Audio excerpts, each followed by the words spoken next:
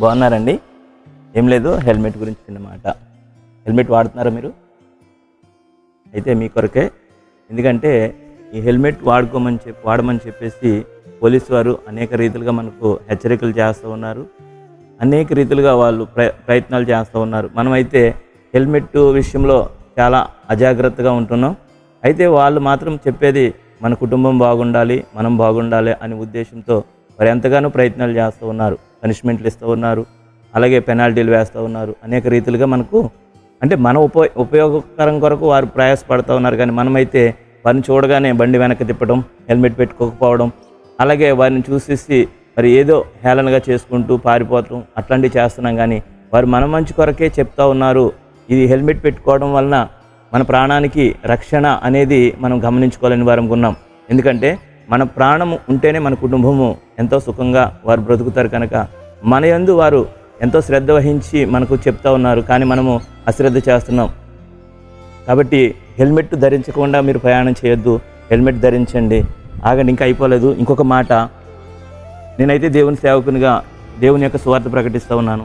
అలాగే మేము కూడా దేవుని యొక్క సువార్త మరి అనేకులకు ప్రచురించాలి అనే ఒక ఉద్దేశం కలిగి ఏ ఒక్కరు కూడా నరకానికి వెళ్ళిపోకూడదు, ప్రతి ఒక్కరు కూడా రక్షింపబడాలి, ప్రతి ఒక్కరు కూడా అగ్నిలోకి వెళ్ళిపోకూడదు అనే ఉద్దేశం కలిగి దేవాది దేవుడు మాకు అప్పగించిన పని ఏదైతే ఉన్నదో ఈ యొక్క రక్షణ సువార్త అనే మాట మేము అనేకులకు యేసయ్య గురించి ప్రకటిస్తూ ఉన్నాం. అయితే మేము ప్రకటిస్తున్నప్పుడు హేళన చేసేవాళ్ళు చాలామంది ఉన్నారు, అనేక రకరకాలుగా మాట్లాడేవాళ్ళు చాలామంది ఉంటున్నారు. కానీ ఇదేదో మా స్వార్థం గురించి కాదు, కానీ అందరూ బాగుండాలి, అందరూ కూడా రక్షణలోకి రావాలి అనే ఉద్దేశం కలిగి దేవుడు మాకు అప్పగించిన పనిని మేము కొనసాగించుకుంటూ వెళ్తున్నాం.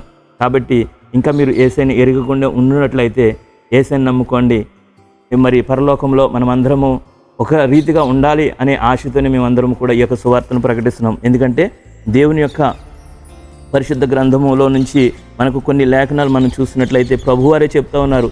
ఎఫెసీయులకు రాసిన పత్రిక 6:17 మరి రక్షణను శిరస్త్రాణము ధరించుకోండి అని చెప్పేసి దేవుని యొక్క లేఖనం చెప్తా ఉంది. కాబట్టి ఇది కూడా మేము మీకు చెప్పేది మా స్వార్థం గురించి కాదు. మీరు రక్షింపబడాలి, మీ కుటుంబం అంతా రక్షణలోకి రావాలి, మీరు నరకాగ్నిలోకి పోకుండా ఉండాలి అనే ఉద్దేశమే తప్ప వేరే ఉద్దేశం లేదండి. ఎందుకంటే ఆయనే నిజమైన దేవుడని నేను నమ్మాను.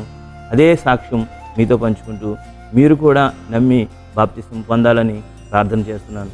మీ కుటుంబం మీరు అంతా కూడా రక్షణలోకి రావాలని అన్నదే మా యొక్క ఉద్దేశం. దేవుడు మిమ్మల్ని దీవించి ఆశీర్వదించి